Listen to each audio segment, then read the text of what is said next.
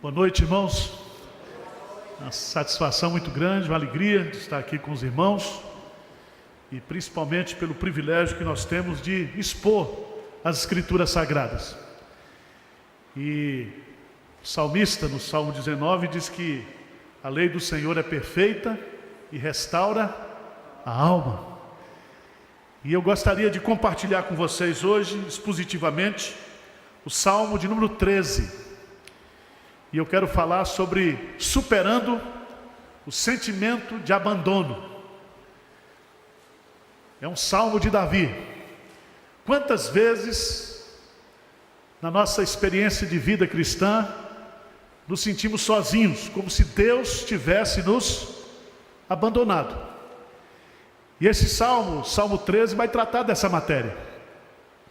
O Salmo 13, se você quiser ler comigo, por favor, começa assim, vamos lá? Até quando, Senhor, esquecer-te-ás de mim para sempre? Até quando ocultarás de mim o rosto? Até quando estarei eu relutando dentro de minha alma, com tristeza no coração, cada dia? Até quando se erguerá contra mim o meu inimigo?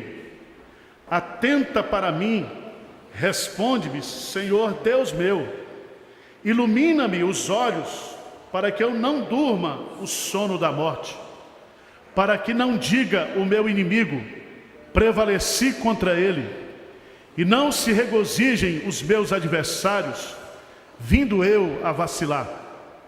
No tocante a mim, confio na tua graça, regozije-se o meu coração na tua salvação.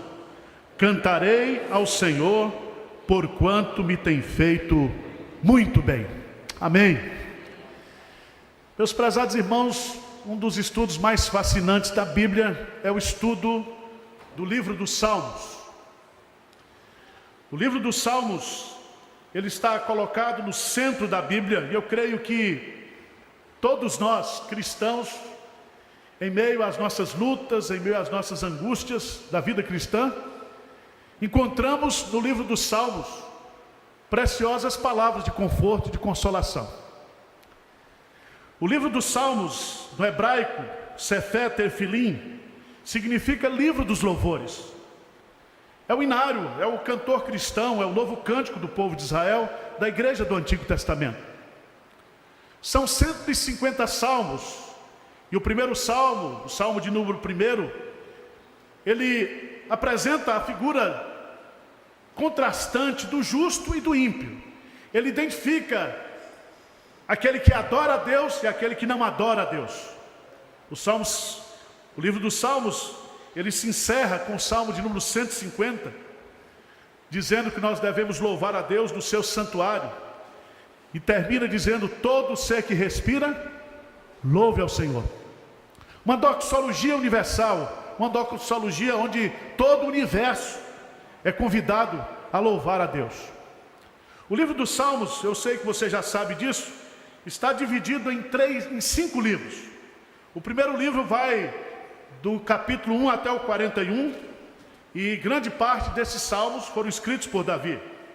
Dos versos 42 a 72, nós temos o segundo livro. O terceiro livro vai do 73 ao 89. O quarto livro, do 90 ao 106. E o último livro dos Salmos começa com o Salmo 107 e vai até o Salmo 150. 73 desses 150 salmos foram escritos por Davi. Os filhos de Coré escreveram 11. Asaf escreveu 12. Moisés provavelmente escreveu 2. Moisés foi quem escreveu o Salmo 90 e o Salmo 91.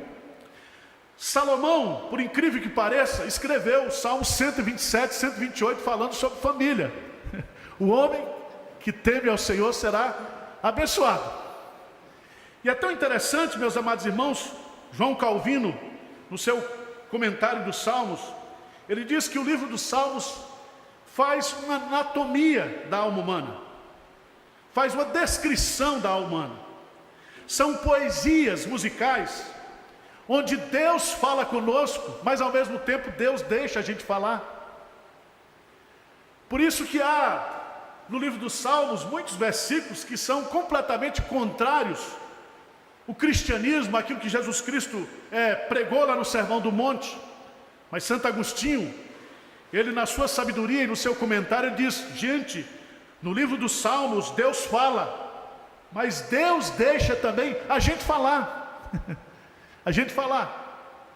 Veja lá no Salmo 137. Salmo 137. Diz, começa dizendo: às margens do rio da Babilônia, nós nos assentávamos e chorávamos, lembrando do que? De Sião. Os cantores, povo de Deus, exilado da Babilônia. E eles disseram: nós, dos salgueiros que lá havia, pendurávamos as nossas harpas. E o povo pedia: canta para nós. Eles disseram: nós não vamos cantar em terra estranha. Mas veja lá no versículo 9, como é que ele termina o salmo. Veja lá, o que é que diz aí? Feliz aquele que pegar teus filhos, esmagá-los contra o quê? A pedra. Isso aqui está completamente contrário ao que Jesus Cristo diz: amai os vossos inimigos e orai por aquele que vos persegue. Mas na poesia, principalmente a poesia cantada, Deus deixa o homem expressar os seus sentimentos. Muita gente condena a mulher de Ló, né?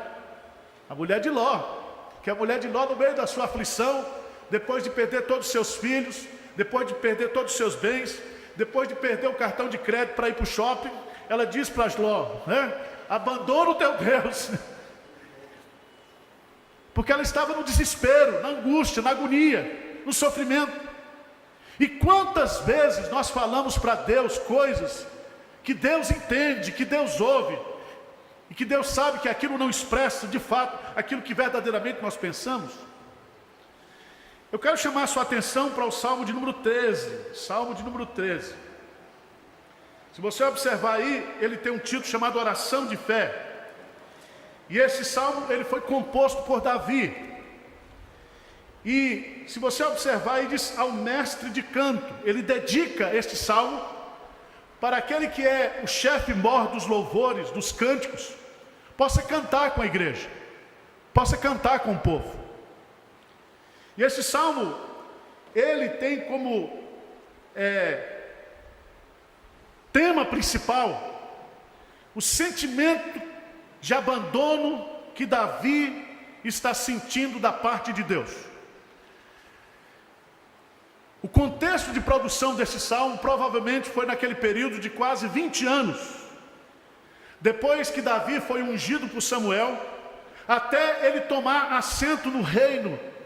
Durante aquele período que ele estava sendo perseguido por Saul, de forma implacável, que Saul queria tirar a sua vida de todo jeito, de qualquer jeito. E aí, meus amados irmãos, eu quero tratar com vocês, na estrutura desse salmo, versos 1 e 2. A primeira estrofe dos salmos, nós temos aqui os sentimentos de uma pessoa que se sente abandonada. A segunda parte está nos versos 3 e 4, segunda estrofe, a oração de um abandonado. E versos 5 e 6, a restauração de um crente que se sente abandonado. Vamos ver a primeira parte, vamos ler comigo aí, versos 1 e 2, vamos lá? Até quando, Senhor, esquecer-te-ás de mim para sempre? Até quando ocultarás de mim o rosto? Até quando estarei eu relutando dentro de minha alma, com tristeza no coração cada dia? Até quando se erguerá contra mim o meu inimigo? Até quando? Essa expressão aparece nos Salmos 22 vezes. E Davi aqui, nesses 4 versículos, nesses 2 versículos, ele repete essa expressão 4 vezes. E nessas 4 vezes, ele está expressando para Deus: até quando, Senhor, eu tenho que esperar? Até quando que eu tenho que aguentar essa situação? Até quando, Senhor, o Senhor vai resolver de vez o meu problema? Até quando eu tenho que esperar que aquela unção que eu recebi de Samuel se concretize em Hebrom, se concretize em Jerusalém? Os anos estão passando, até quando? Eu não sei se você já passou por uma situação dessa, que você já perguntou para Deus: até quando, Senhor, eu tenho que aguentar esse marido? Até quando, Senhor, até quando eu vou no meu filho nessa situação? Até quando? Até quando eu tenho que viver essa situação difícil, complicada? Até quando, Senhor? O Senhor não vai responder minha oração? Eu queria destacar 4 sentimentos de Davi nessas 4 perguntas. A primeira, ele diz: até quando, Senhor, esquecer-te-ás de mim para sempre? O primeiro sentimento de Davi aqui com essa pergunta é: Deus se esqueceu de mim. Deus se esqueceu de mim. Davi estava sendo perseguido. O seu inimigo é o rei Saul com todo o exército de Israel. Ele é perseguido cabalmente, mas ele tem a unção. Ele já foi escolhido por Deus para ser o continuador, um rei segundo o coração de Deus, para assumir o lugar de Saul. Mas até quando, Senhor? Se você observar bem,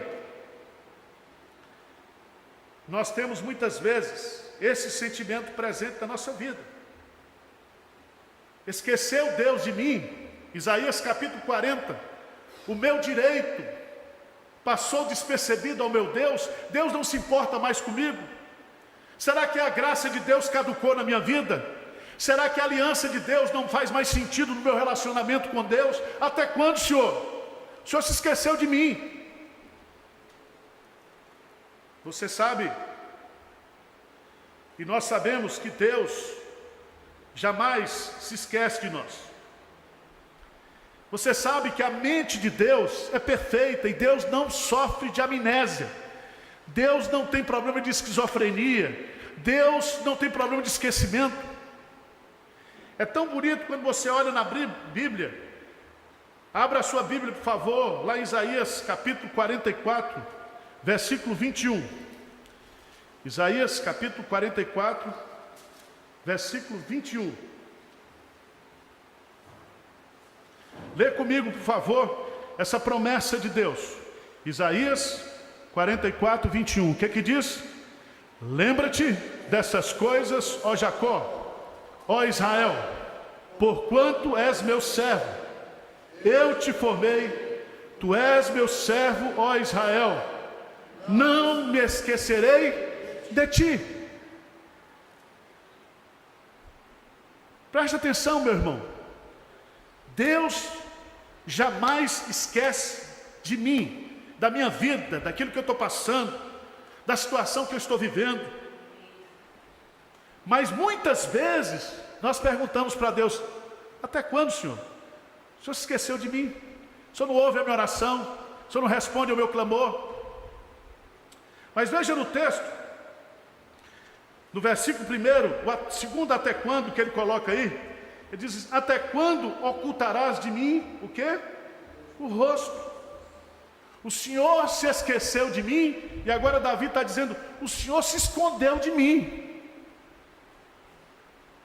O Senhor se escondeu de mim, escondeu ele o seu rosto, a sua face. Eu não vejo Deus. Eu clamo por Deus, ele não responde. Eu oro, ele não me atende. Irmãos, Davi conhecia a lei de Deus. E Davi sabia, baseado em Deuteronômio capítulo 31, versos 17 e 18, que quando nós como crentes, nós pecamos, Deus se esconde de nós. Deus se esconde de nós por causa dos nossos pecados. Lembra de Isaías capítulo 59? Eis que a mão do Senhor não está encolhida para que não possa salvar, nem seu ouvido tapado para que não possa vir, mas os vossos pecados fazem o quê? Separação.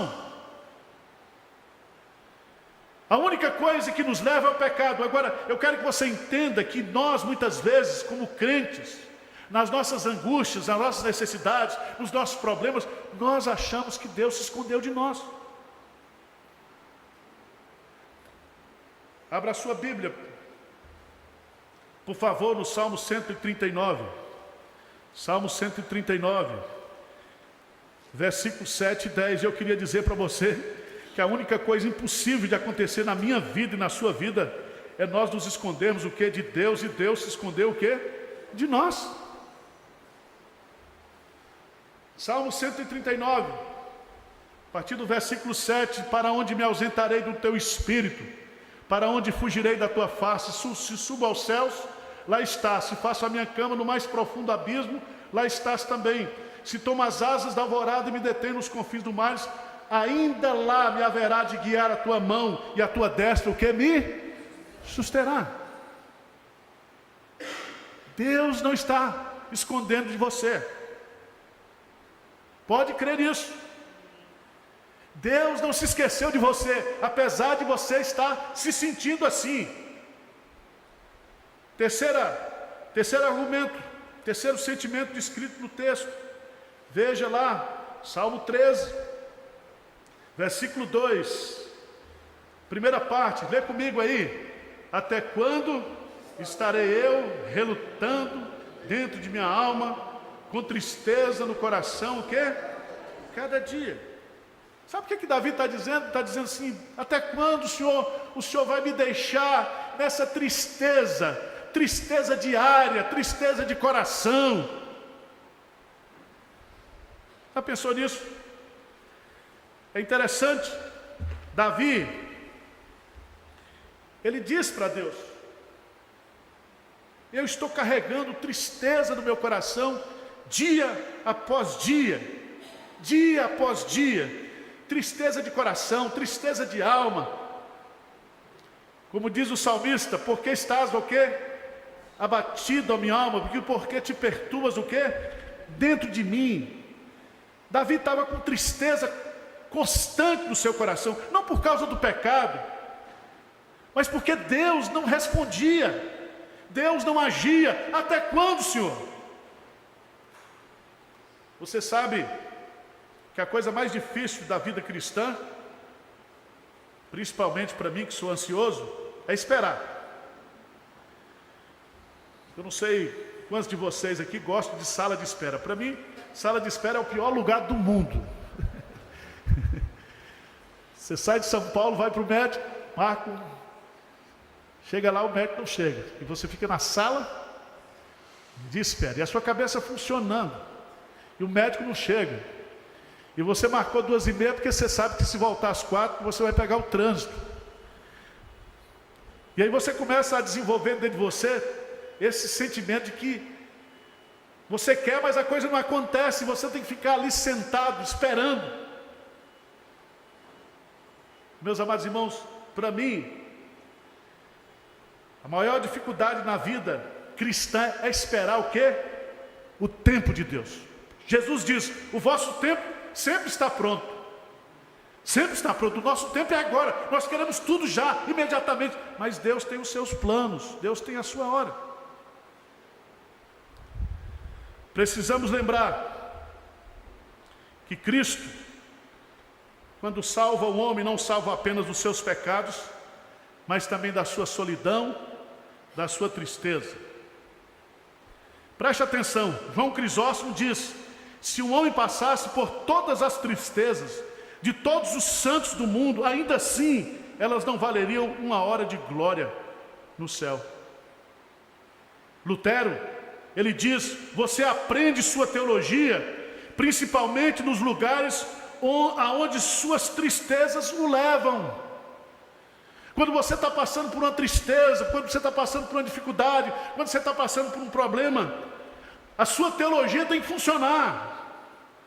A sua crença na providência de Deus, a sua crença de que todos os nossos dias estão contados, determinados, que a nossa vida está na mão de Deus. Você tem que crer que Jesus diz: eis que estou convosco todos os dias, até a consumação dos séculos. Mas Davi está nessa angústia. Mas ele encerra o quarto até quando aí, do versículo 13. Ele diz: até quando se erguerá contra mim o meu inimigo? Em outras palavras, Deus tem permitido que os meus inimigos triunfem sobre mim, prevaleçam sobre mim. É tão interessante isso, irmãos. Davi não tinha paz, pois a sua perseguição por parte de Saul era uma coisa possessiva e diabólica. Por 2 vezes, Davi teve que fugir da lança, porque ele seria encravado na parede. Por várias vezes, Davi foi perseguido, cercado. E Davi não tinha paz. E Davi não entendia por que Deus estava demorando tanto. Por que Saul não era logo colocado para fora do rei, para ele assumir o reinado. Todos nós passamos muitas vezes pela síndrome do crente derrotado, do crente vencido. E a gente se esquece do que está escrito na palavra de Deus em Romanos 8, 36 e 39. Como está escrito: por amor de ti somos entregues à morte o dia todo. Fomos considerados como ovelhas para o matador. Em todas essas coisas, porém, somos mais que vencedores. Porque estou bem certo de que nem a morte, nem a vida, nem os anjos, nem os principados, nem as coisas do presente, nem do porvir, nem os poderes, nem a altura, nem profundidade, nem qualquer outra criatura poderá separar-nos do amor de Deus que está em Cristo Jesus, nosso Senhor. Creia nisso, meu irmão. Nenhum inimigo está prevalecendo contra você. Você não está derrotado. Você é um vencedor. Você tem a natureza vencedora, como diz em 1 João capítulo 5. Aquele que nasceu de Deus vence o mundo. E essa é a vitória que vence o mundo, que é a nossa fé. Depois de colocar os seus sentimentos nos versos 1 e 2, 4, até quando Davi se sentiu esquecido, se sentiu que Deus se escondeu dele, sentiu que Deus o deixou sozinho em sua tristeza, sentiu que parece que os inimigos de Davi estavam triunfando sobre ele. Mas os versos 3 e 4, Davi resolve falar com Deus, conversar com Deus, resolve orar. Vamos ler juntos aí os versos 3 e 4. O que é que diz aí? Atenta para mim, responde-me, Senhor Deus meu. Ilumina-me os olhos, para que eu não durma o sono da morte. Para que não diga o meu inimigo: prevaleci contra ele, e não se regozije os meus adversários, vindo eu a vacilar. Davi resolve clamar a Deus. E ele faz aqui 3 pedidos muito interessantes. O primeiro deles é: atenta para mim. Atenta para mim. Em outras palavras, olha o que é, Senhor, para mim. Eu sei que o Senhor está olhando para muita coisa, eu sei que o Senhor está ocupado com muitas coisas, os teus olhos percorrem a terra, os teus olhos olham e vê todos que habitam na terra, mas Davi, na sua oração, ele diz assim: olha para mim agora, Senhor. Coloca o teu foco na minha vida, coloca os teus olhos na minha vida, olha para mim. Davi tinha uma percepção de que Deus não estava olhando para ele. Davi está dizendo para Deus assim: por favor, não seja indiferente à minha pessoa e nem à situação que eu estou enfrentando. Eu vi um pensamento de Mário Quintana, que ele diz: o que mata um jardim não é o abandono. O que mata um jardim é esse olhar de quem por ele passa de forma o quê? Indiferente. que Davi está colocando aqui na sua oração. Ele está dizendo: Senhor, não seja indiferente ao meu problema, olha para mim, Senhor, olha para mim. Agora, irmãos, eu queria que você abrisse a sua Bíblia no Salmo 33, versos 18 e 19. Salmo 33, 18 e 19.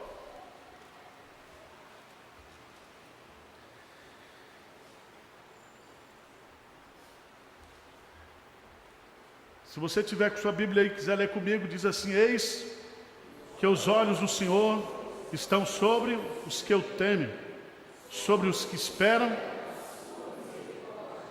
para livrar-lhes a alma da morte, e no tempo da fome conservar-lhes o quê? Vida. Davi está dizendo para Deus: olha para mim. E Deus está dizendo: eu já estou olhando para você, meu filho, há muito tempo. Eu conheço a sua vida, conheço os seus problemas, conheço a sua necessidade. Eu olho para você e o vejo na sua essência, na profundidade das suas necessidades. Eu conheço você antes que uma palavra chegue à sua boca, antes que um pensamento venha à sua mente. Eu já conheço tudo. Irmão, louve a Deus nessa noite, porque nós não temos um Deus insensível ao nosso problema. Você pode dizer para ele: Senhor, olha para mim, e Deus vai dizer para você: eu estou olhando, meu filho, eu estou olhando para você. Mas veja, no 34:15, o que é que diz a palavra de Deus aí? 34:15. O que é que diz aí? 34:15. Vamos ler juntos? Os olhos do Senhor repousam sobre os justos, e os seus ouvidos estão abertos ao seu clamor. Que coisa extraordinária! Davi está angustiado, Davi está se sentindo abandonado, esquecido, mas Deus está dizendo: Davi, eu estou olhando para você, os meus olhos estão sobre você, os meus ouvidos estão atentos ao seu clamor. Mas veja no Salmo 13, a segunda parte, o segundo pedido: atenta para mim. E ele diz assim: responde-me, Senhor, o quê? Deus meu. Ele deseja uma resposta, o quê? Imediata de Deus. Ou mata Saul, ou resolve esse problema de Saul, me coloca logo no trono. Resolve, Senhor, esse problema da perseguição. Eu não aguento viver mais pressionado desse jeito, perseguido desse jeito. Nós estamos orando por um avivamento no Brasil, e às vezes eu fico perguntando para Deus: por que o Senhor está demorando demais? Por que tem que proliferar essas falsas igrejas, esse falso evangelho? Isso é juízo sobre as igrejas históricas, isso é juízo sobre nós, Senhor, até quando? Responde-nos. E meus amados irmãos, eu acho muito interessante que Davi aqui, ele usa: responde-me, Senhor, meu Deus. O Deus dele é dele mesmo. Ele usa o pronome possessivo aqui, meu Deus, para indicar para Deus que ele não tem a quem recorrer. O Deus da vida dele, o Deus de Davi, é Elohim. E quem é Elohim? É o Deus que pode criar todas as coisas do nada. É aquele que tem um poder criativo. É aquele que é o Deus soberano, que pode intervir a qualquer momento da sua vida.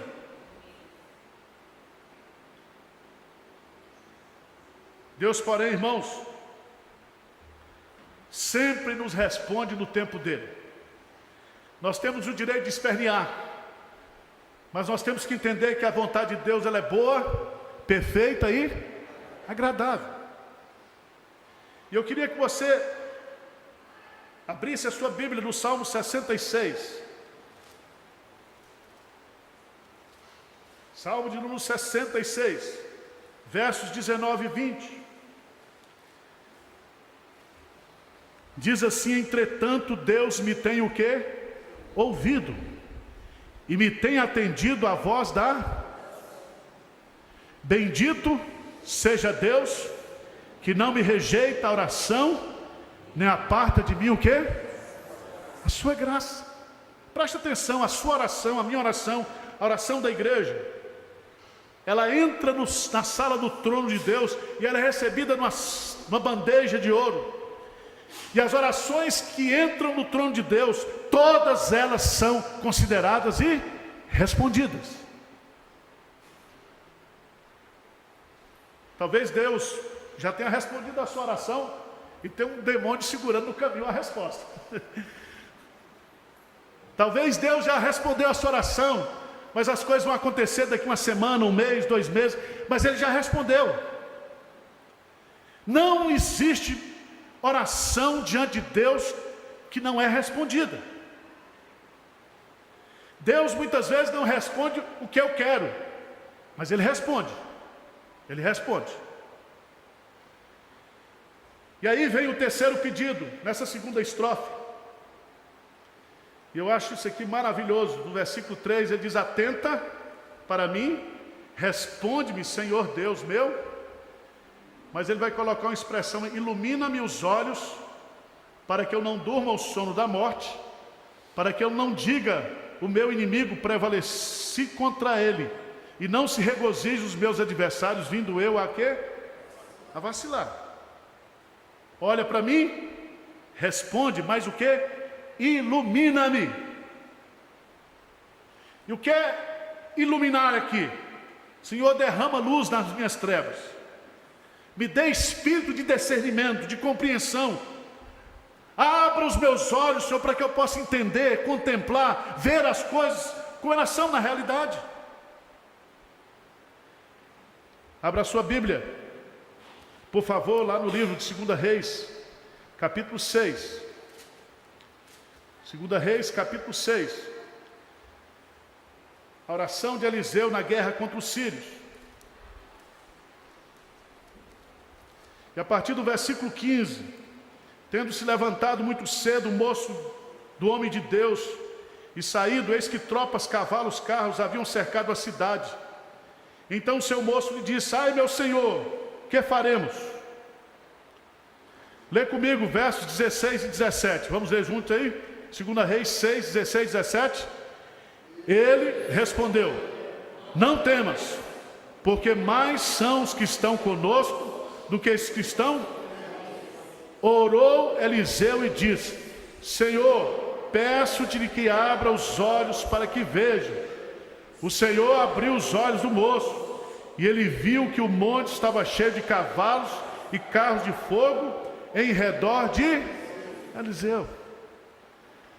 Abra, Senhor, os nossos olhos para que nós possamos entender que maior é aquele que está em nós do que aqueles que estão no mundo. Ilumina-me, Senhor. Dá-me compreensão da realidade espiritual. Dá-me compreensão de que minha luta não é contra a carne nem contra sangue, mas contra principados e potestades. Dá-me compreensão, dá-me uma leitura daquilo que é correto. Dá-me discernimento espiritual, Senhor, para que o meu inimigo o quê? Não prevaleça contra mim. Mas eu quero encerrar pegando a última estrofe. Se nós temos os sentimentos do abandonado, se nós temos o clamor do abandonado, nós temos a melhor parte, que é a restauração do abandonado. Irmãos, uma coisa maravilhosa na vida cristã é que a nossa fé, ela aumenta mais quando a gente o quê? Ora. Quanto mais você ora, mais a sua fé o quê? Aumenta. E é tão interessante, Charles Stern, ele diz: a fé aumenta pela oração, é fortalecida pelo estudo da palavra e cumpre-se quando submetemos diariamente ao Senhor Jesus. A fé, ela não pode crescer fora do ambiente de oração. Onde não há oração, não há crescimento de fé. A oração é o seu habitat. Davi é restaurado quando ora. E aí Thomas Watson, ele diz: a oração é a chave do céu. A fé é a mão que a faz o quê? Girar. Davi, quando ora, então, vem sobre ele a restauração de Deus. E o que ele vai dizer aqui? Versículos 5 e 6, vamos ler juntos? O que diz aí? No tocante a mim, confio na tua graça, regozije-se o meu coração na tua salvação, cantarei ao Senhor, porquanto me tem feito muito bem. Sabe o que Davi diz agora? Sabe o que eu vou fazer? No tocante a mim, eu vou fazer 3 coisas. 3 coisas eu vou fazer. A primeira delas, eu vou o quê? Confiar na sua graça. Não é confiar nos meus méritos, não é confiar na minha justiça, mas é confiar na tua misericórdia, Senhor. É interessante, porque a palavra confiar aqui, barat no hebraico, significa estar confiante ou seguro, é ser audaz, é uma confiança total e segura, como a do rei Ezequias, como Jó declara lá em Jó 13:15, ainda que ele me mate, nele eu vou esperar. Esperei confiantemente no Senhor, e ele se inclinou o quê? Para mim e ouviu o meu clamor. Eu vou esperar, eu vou confiar até Deus agir, até Deus estender a mão para mim. Você já pensou nisso? Davi diz: confio na tua graça. E graça, hesed, significa benevolência, benignidade, misericórdia, fidelidade. Se você quer compreender isso, leia o Salmo 136, que quando a gente lê, a gente acha uma coisa chata, porque são 22 estrofes, e todas as estrofes diz, porque a misericórdia do Senhor, o quê? Dura para sempre. Fala uma frase e diz, porque a sua misericórdia, o quê? Dura para sempre. As 22 letras do alfabeto hebraico, cada estrofe. E o que o salmista quer ensinar é o seguinte: a misericórdia, a graça do Senhor dura para sempre. As misericórdias do Senhor são a causa de não sermos o quê? Consumidos. Ela se renova a cada manhã. E Davi então, nesse processo de restauração, ele se levanta e diz: eu confio na graça do Senhor. Segunda coisa que ele faz, veja aí, ele diz assim: eu me alegro com a salvação de quem? De Deus. Regozijes o meu coração na tua o quê? Salvação. Eu gosto disso aqui porque a salvação é tua, não é minha. Foi esse salmo que Jonas recitou na barriga do peixe. A salvação vem do Senhor. E ele diz assim: eu vou me alegrar, eu vou começar a louvar a Deus. Irmãos, presta atenção, há muitos crentes na igreja que perderam a alegria da salvação, ficam ressentidos, ficam achando que Deus se esqueceu dele, ficam achando que Deus o abandonou, e começa a desenvolver um sentimento de amargura, de murmuração, e perde o que? A alegria da salvação. Um crente triste é tão incoerente como um demônio humilde. Se você encontrar um demônio humilde, é incoerente. Se você encontrar um crente triste, é incoerente. Alegria para nós, meus amados irmãos, é um mandamento, é um dever. Alegrai-vos sempre no Senhor. Outra vez digo, alegrai-vos. Mas essa alegria também Deus põe no nosso coração. Veja lá, no Salmo 4, na oração noturna de Davi, no Salmo 4, versículo 7, diz: mais alegria me puseste no coração do que a alegria deles quando lhe as fartura de cereal e de vinho. O Senhor põe alegria no meu coração, no seu coração, e essa alegria é fruto da nossa salvação. Davi diz: Senhor, restitui-me a alegria da tua salvação. Do dever ao prazer, da obrigação ao sentimento de gozar em Deus, de desfrutar da presença de Deus. Ah, meus amados irmãos, William Temple declara: a adoração e a submissão de toda a nossa natureza a Deus é a vivificação da consciência mediante a sua santidade, o nutrir da mente com sua verdade, a purificação da imaginação com a sua beleza, o abrir do coração no seu amor e a entrega da vontade ao seu propósito. Louvado seja Deus por isso.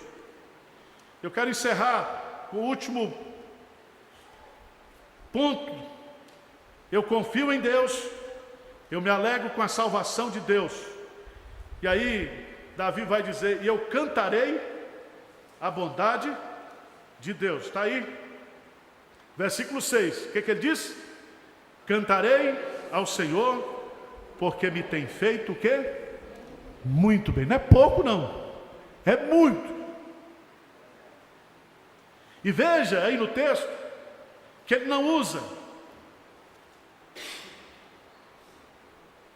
no passado, no futuro, ele diz no presente. O Senhor me tem feito.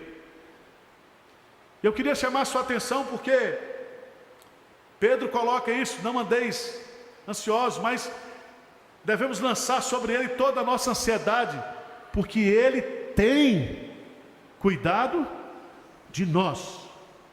Não cuidou nem cuidará, ele tem cuidado.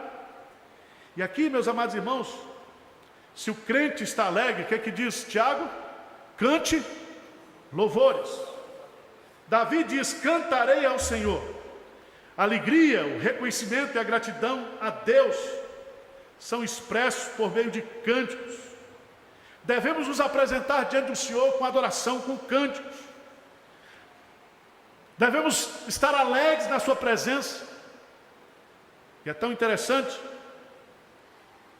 que a razão posta por Davi aqui é que o Senhor me tem feito muito bem. Deus nos trata muito bem e nos recompensa com generosidade.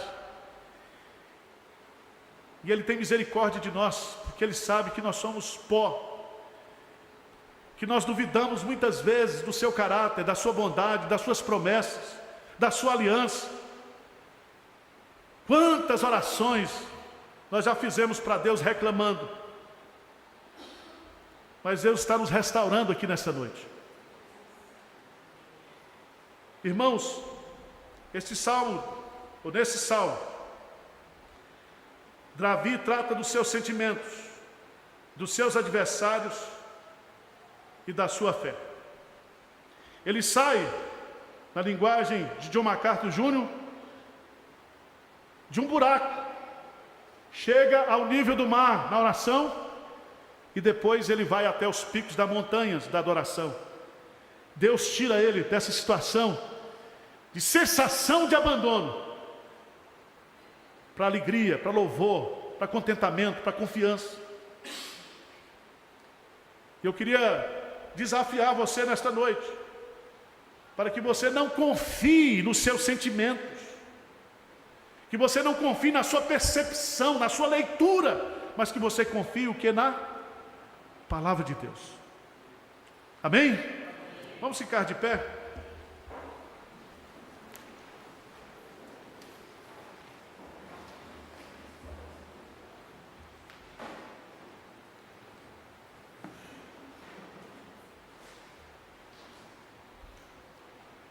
Todas as vezes que a gente vem para o culto e assiste uma mensagem, ouve um sermão, nós temos uma oportunidade de aplicar esse sermão na nossa vida através da oração. Se você está aqui nesta noite, quer que Deus cure o seu coração de toda tristeza, de toda amargura, de todo sentimento de achar que Deus abandonou você, que Deus se esqueceu de você. Deus diz, ainda que uma mãe se esqueça do seu filho, eu jamais me esquecerei de ti, ó Israel. A nossa vida está na memória de Deus. Zacarias diz que a minha vida e a sua vida, a vida da igreja, a vida do povo de Deus, o povo de Deus é como a menina dos seus olhos. Isso não é autoajuda, irmãos, é teologia pura, é ajuda do alto. Ajuda do alto. Nós queremos orar por você, orar pela sua vida. Você veio aqui, crente novo, crente velho, oficial de igreja, não oficial. Davi é bom porque ele enquadra todo mundo, porque Davi é tudo. É rei, é poeta, é general, é guerreiro, é pastor. E nós muitas vezes estamos como Davi na nossa vida. Tem alguém que quer essa oração no final? Vem aqui à frente, não tem nenhum truque psicológico, não, é só oração mesmo pela sua vida. Vou pedir para o pastorzão aqui, pastor da igreja, orar pela sua vida. Ele é responsável pelas ovelhas que ele tem aqui.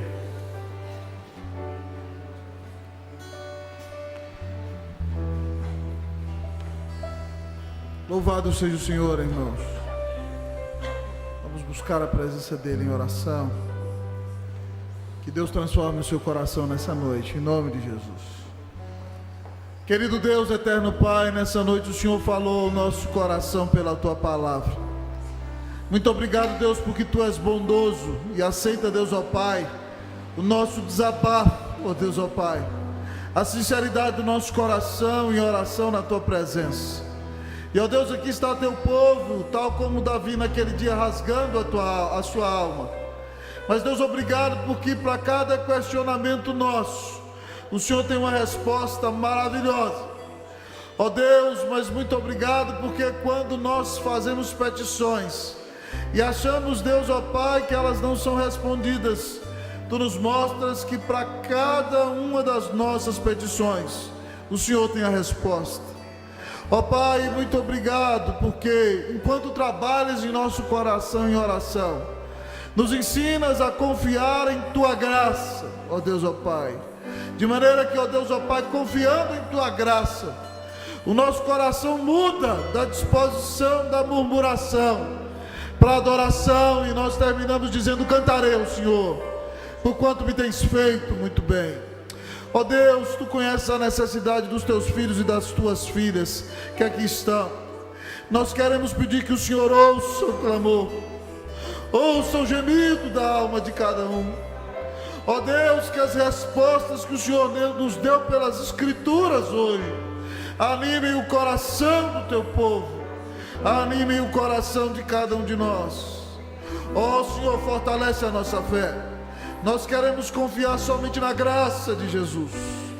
Ó Deus, nós vamos te louvar ainda no dia difícil, porque tu tens sido bom para conosco, porque tu deste Cristo Jesus a nosso favor. Ó Deus, restaura a vida destes homens e mulheres que vieram aqui à frente, clamando, Deus, uma transformação, uma restauração, um renovo da esperança, ó Deus, na tua presença. Ó Deus, consola o aflito e levanta-o, e dá-lhe resposta para a glória e honra do nome de Jesus nós oramos. Amém, amém e amém.